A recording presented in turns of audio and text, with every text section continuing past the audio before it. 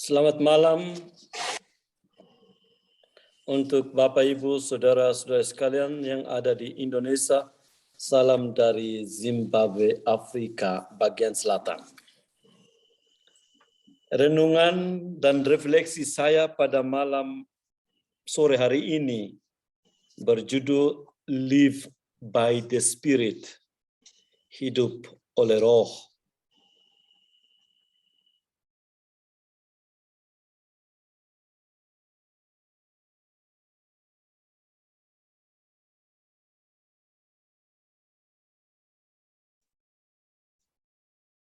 Raga dan jiwa. Keduanya mesti bertumbuh bersama. Badan tidak boleh mengkerdilkan jiwa, atau jiwa tidak boleh mengkerdilkan badan. Proses pertumbuhan tubuh jasmani dan jiwa mesti terus-menerus diolah demi kesehatan dan keharmonisan. Hidup oleh Roh adalah tema yang mengantar kita untuk membaharui hidup rohani kita, agar kita hidup lebih dekat dengan Pencipta kita. Hal ini tidak berarti kita mengabaikan tubuh jasmani, tetapi semua kita tahu bahwa tubuh jasmani akan binasa sampai kita menerimanya kembali pada hari kedatangan Tuhan kita Yesus Kristus. Tetapi jiwa kita akan beristirahat dalam Allah, dalam dunia akhirat. Manusia, tubuh, jiwa, dan roh. Allah menciptakan manusia menurut gambarnya dan rupanya. Kejadian bab 1 ayat 26 sampai 27.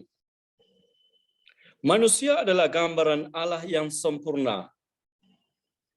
Kitab Kejadian menyatakan bahwa Allah menciptakan langit dan bumi dan segala isinya dengan firman-Nya. Allah berfirman dan terjadi seperti apa yang dikehendaknya. Tetapi dalam penciptaan manusia, Allah tidak berfirman tetapi membentuk manusia dengan tanahnya dari debu tanah. Manusia tidak hanya diciptakan dengan kehendak Allah, tetapi juga dengan cinta Allah. Oleh karena itu, tubuh manusia sangat bernilai di hadapan Allah. Dalam ensiklik Santo Yohanes Paulus II, Theology of the Body, dia menjelaskan bahwa tubuh manusia mengungkapkan apa yang tersembunyi di dalam diri, yaitu yang rohani dan ilahi. Tubuh manusia diciptakan supaya misteri ilahi Allah terungkap dalam kehidupan nyata. Yesus sendiri pada perjamuan malam terakhir, ketika ia mengungkapkan cintanya yang luhur kepada para murid-Nya dan dunia, dia berkata, "Inilah tubuhku yang dikorbankan bagimu, dan inilah darahku yang ditumpahkan bagimu." Hal ini berarti tubuh manusia memperlihatkan kemuliaan Allah di dalam dunia. Tubuh pada dasarnya kudus dan suci sejak semula. Tubuh kita adalah milik Tuhan yang menciptakan kita. Santo Paulus mengatakan, tubuhmu adalah bait Roh Kudus. 1 Korintus bab 6 ayat 19 sampai 20. Keindahan tubuh jasmani kita bukan terlihat dari kegantengan atau kecantikan, atau karena dipoles dengan kosmetik yang mahal, tetapi ketika kita menjaganya dengan baik. Mens sana in corpore sano. Jiwa yang sehat ada dalam tubuh yang sehat. Dalam tubuh ada jiwa. Setelah Allah menciptakan manusia dari debu tanah, Allah menghembuskannya mengembuskan nafasnya ke dalam hidungnya, dan manusia menjadi makhluk yang hidup. Allah memberikan manusia jiwa dan roh. Dalam kitab suci, istilah jiwa sering berarti kehidupan manusia atau seluruh pribadi manusia. Jiwa berarti juga unsur terdalam dari manusia yang paling bernilai padanya, yang paling mirip dengan citra Allah. Jiwa adalah prinsip hidup rohani dari manusia. Katekismus Gereja Katolik nomor 366 mengatakan, gereja mengajarkan bahwa setiap jiwa rohani langsung diciptakan Allah. Ia tidak dihasilkan oleh orang tua, dan bahwa tidak dapat mati, tidak binasa. Apabila pada saat kematian ia berpisah dari badan, dan ia akan bersatu lagi dengan badan baru pada hari kebangkitan. Secara jasmani kita mewarisi gen orang tua, tetapi secara rohani, jiwa kita menggambarkan citra Allah dalam diri kita. Sekali lagi, Katekismus Gereja Katolik nomor 367 mengatakan, kadangkala jiwa dibedakan dengan roh.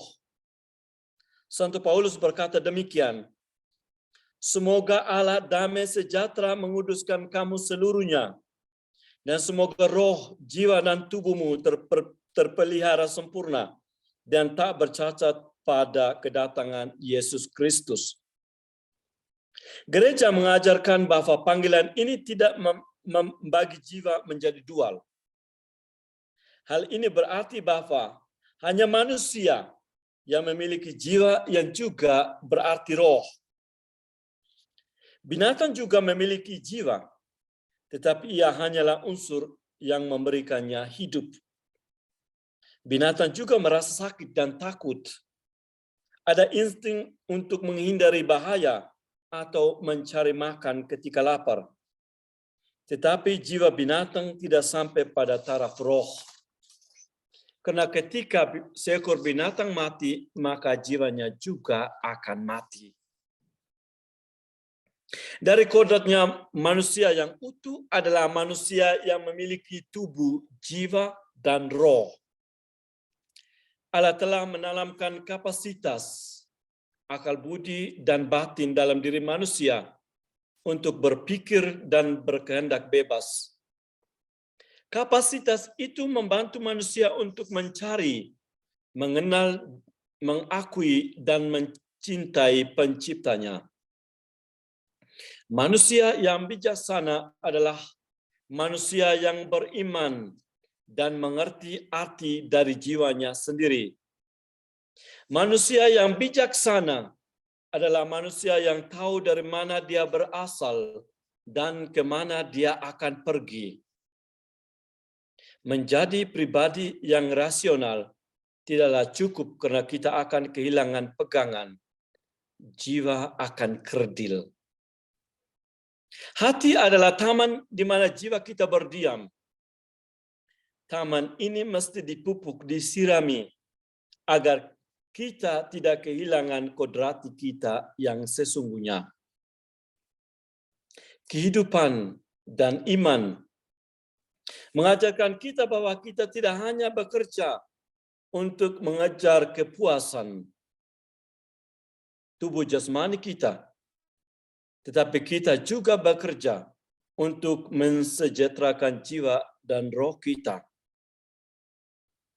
Kebahagiaan dan sukacita tidak datang dari kepuasan tubuh, tetapi juga kepuasan rohani, kepuasan jiwa kita.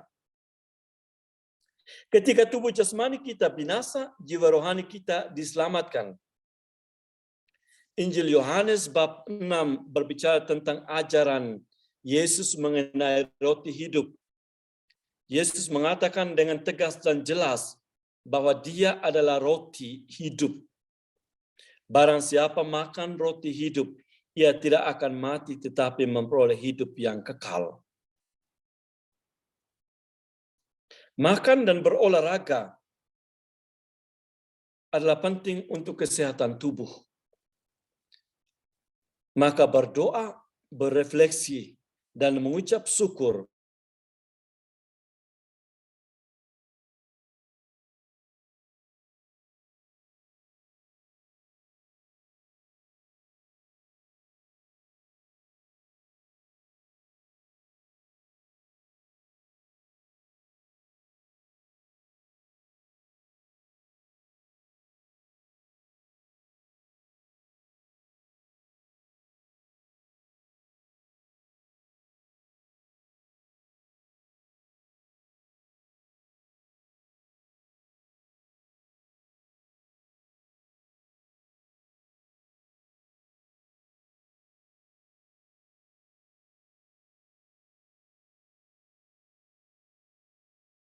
kehidupan manusia, ketidakharmonisan tubuh dan jiwa.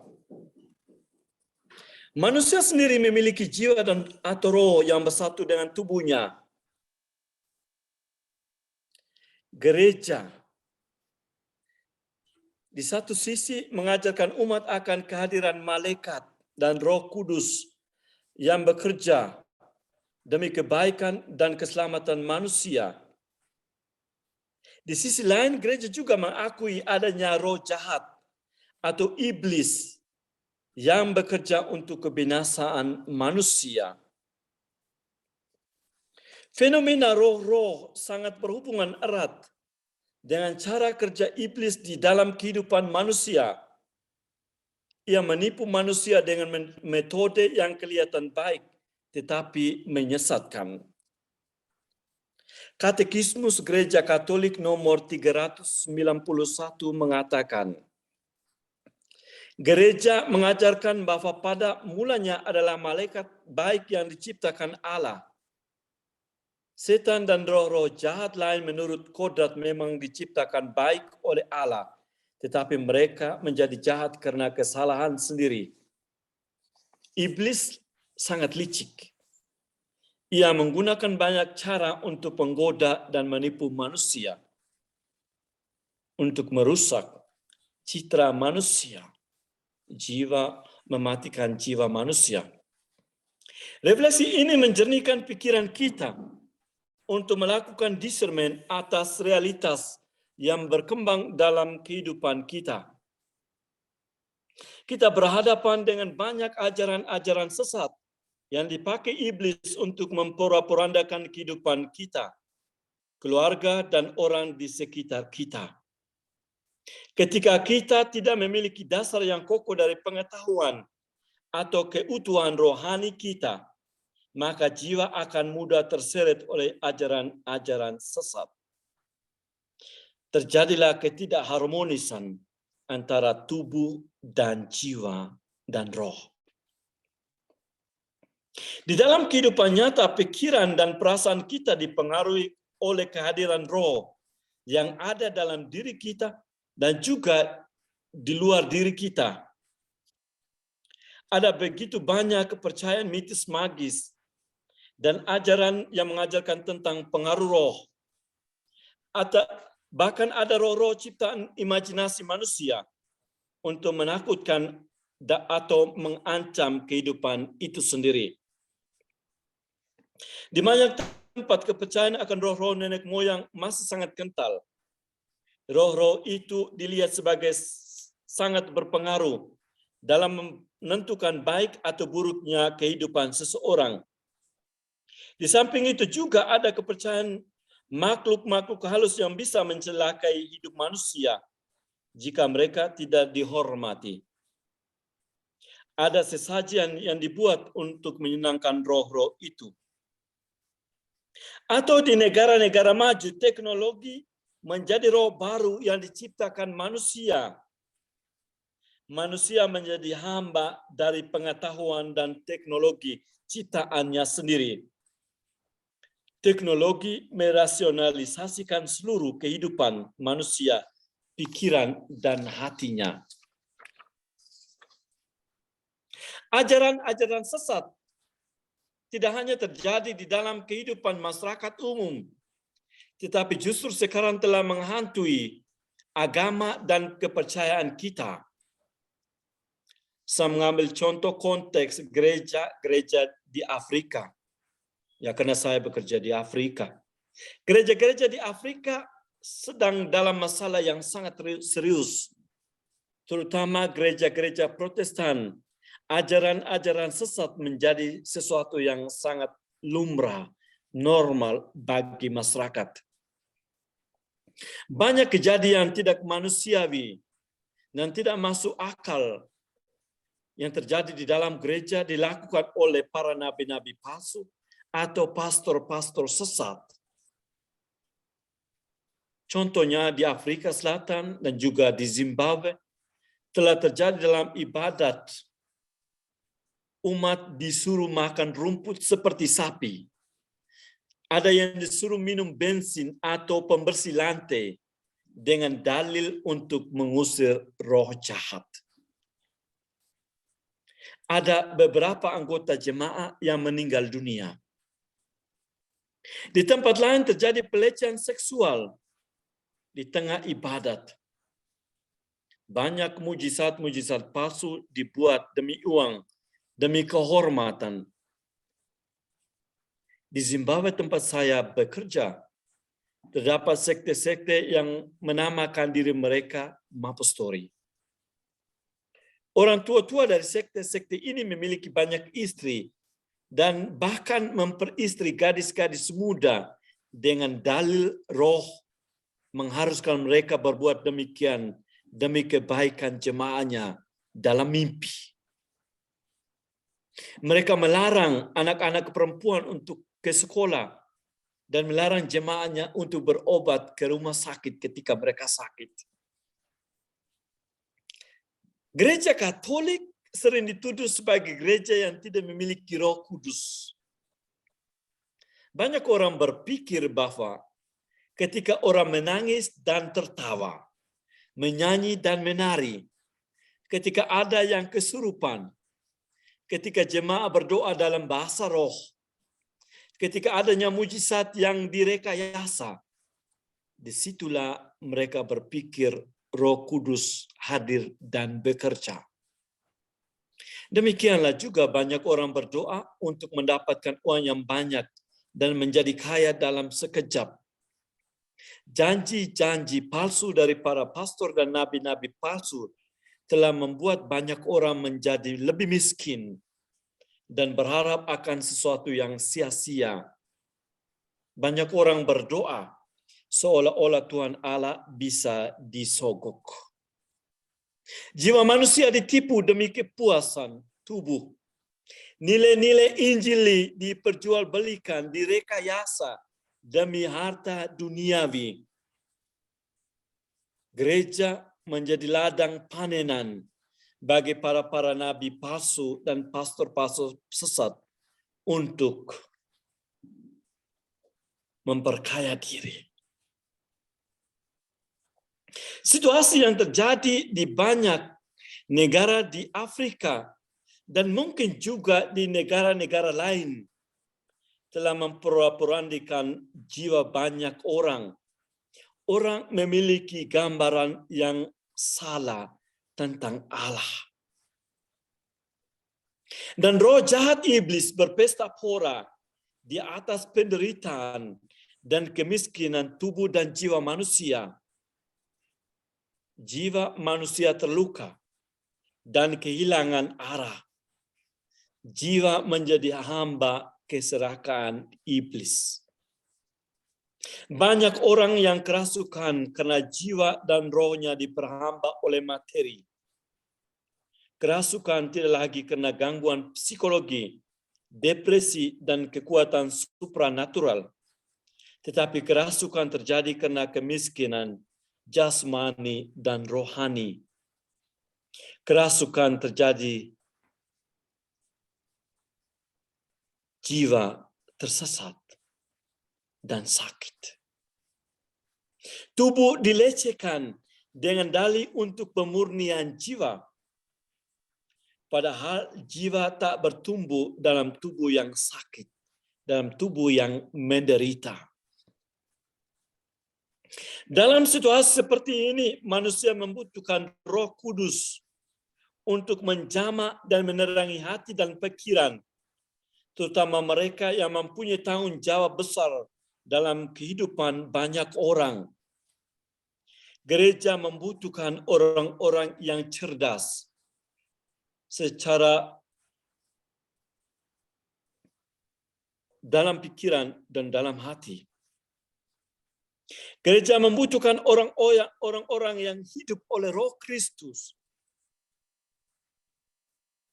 Sebagai misionaris yang bekerja di Afrika, saya merasa ditantang oleh begitu banyak fenomena roh-roh yang terjadi seperti ini dengan ajaran-ajaran sesat di tengah masyarakat.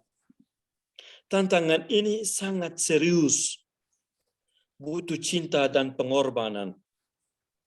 Pengajaran katekismus dan ajaran gereja yang benar adalah tugas utama yang harus dijalankan. Manusia tidak hanya hidup dari roti saja, tetapi manusia tidak bisa berdoa jika perut mereka lapar dan haus. Banyak kesulitan yang dialami para misionaris yang bekerja di Afrika. Masalah ekonomi, politik, dan mentalitas umat adalah kesulitan terbesar untuk karya misi. Bagaimanapun, misi para misionaris adalah misi Yesus Kristus sendiri yang diteruskan oleh Roh Kudus dalam diri banyak orang. Kami hanyalah alat yang siap dipakai untuk kemuliaan Allah. Dan kita semua juga demikian, alat yang ada di tangan Allah. Tanggung jawab para misionaris adalah memperhatikan kesehatan dan keharmonisan tubuh dan jiwa umatnya. Mereka butuh dukungan dan doa dari banyak orang. Bagian keempat, hidup oleh Roh. Hidup oleh Roh adalah hidup yang dipimpin dan diterangi oleh Roh Kudus. Hidup yang diilhami oleh kehadiran Allah dalam diri manusia. Oleh karena itu mari kita melihat sejenak bagaimana Roh Allah bekerja menurut apa yang dikatakan dalam kitab suci. Perjanjian Lama tidak menyebutkan Roh Kudus sebagai Roh Allah.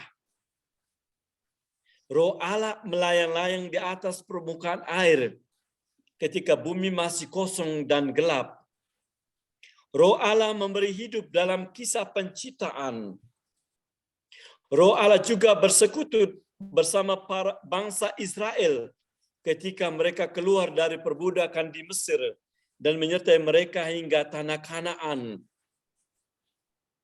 Roh Allah ada dalam tiang api pada malam hari dan tiang awan pada siang hari.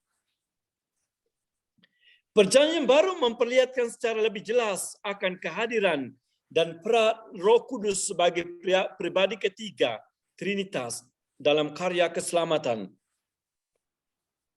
Maria dikandung oleh kekuatan Roh Kudus. Yesus dalam keseluruhan karya perwataan tentang kerajaan Allah dipimpin oleh Roh Kudus. Ketika Yesus dibaptis di Sungai Yordan, Roh Kudus turun ke atasnya dalam rupa burung merpati. Demikian juga Roh Kudus membawa Yesus ke padang gurun untuk dicobai iblis. Dengan kuasa Roh Kudus dari padang gurun, Yesus kembali ke Galilea. Dan di Nazaret tempat ia dibesarkan, Yesus dengan lantang membacakan apa yang dikatakan Nabi Yesaya. Roh Tuhan ada padaku, oleh sebab itu ia telah mengurapi aku. Dan selanjutnya, yang diakhirinya dengan perkataan, pada hari ini genaplah nas ini, sewaktu kamu mendengarkannya. Roh Kudus mengambil peranan penting dalam ekonomi keselamatan dalam diri Tuhan kita, Yesus Kristus. Sebelum kenaikannya ke surga, Yesus berpesan kepada para murid-Nya untuk tetap tinggal di Yerusalem sampai Roh Kudus turun atas mereka. Santo Yohanes Penginjil mempresentasikan janji Yesus tentang Roh Kudus yang akan melanjutkan karyanya di dunia dalam bab 16 ayat 4-15. Para murid diutus ke seluruh dunia untuk mewartakan Injil Kerajaan Allah dan membaptis mereka yang percaya dalam nama Bapa dan Putra dan Roh Kudus. Setelah kenaikan Yesus ke surga, Roh Kudus berkarya dalam diri para rasul. Hal ini terbukti ketika mereka menerima Roh Kudus dalam rupa nyala api pada hari raya Pentakosta. Mereka berbicara dalam berbagai bahasa tentang Injil yang mereka wartakan.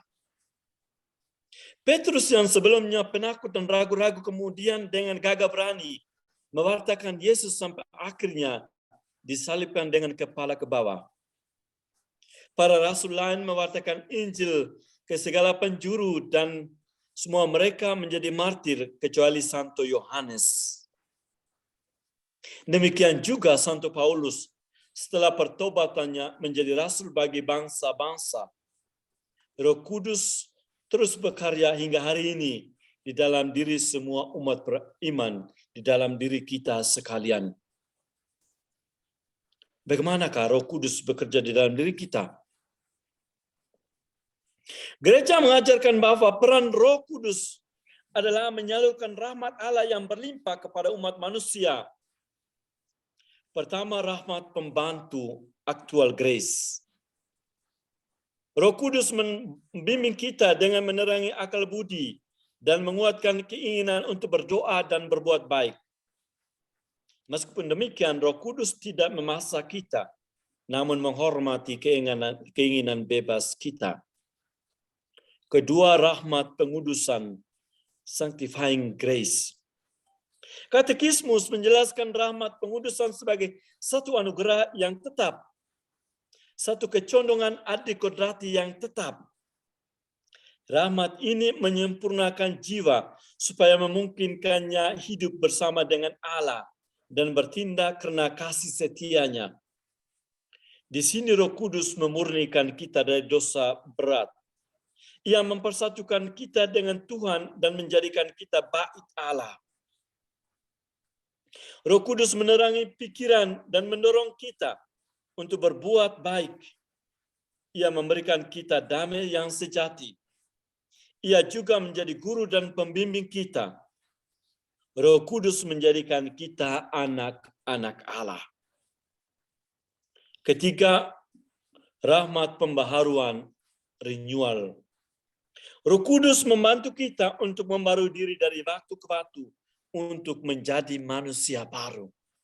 Setiap hari, setiap saat kita berdoa supaya Roh Kudus membaharui pikiran kita, hati kita, dan keseluruhan hidup kita. Gereja menghendaki kita juga untuk terus-menerus menerima ketujuh karunia Roh Kudus. Karunia takut akan Tuhan, fear of the Lord. Karunia keperkasaan atau fortitude. Karunia kesalehan, piety. Karunia nasihat, counsel. Ya, kenapa? Karunia pengetahuan, knowledge. Ya, kenapa? Nggak apa-apa, kenapa? Karunia pengertian, understanding. Dan karunia kebijaksanaan, wisdom. Ketujuh karunia ini diberikan secara cuma-cuma kepada pribadi yang terbuka akan kehadiran Roh Kudus. Kita mesti terbuka supaya Roh Kudus menyatakan karunia ini dan bekerja dalam diri kita untuk menjadi nyata. Setiap orang yang hidup oleh Roh akan membiarkan diri dikuasai oleh Roh Allah. Ini tidaklah mudah karena keinginan daging kita sangat besar.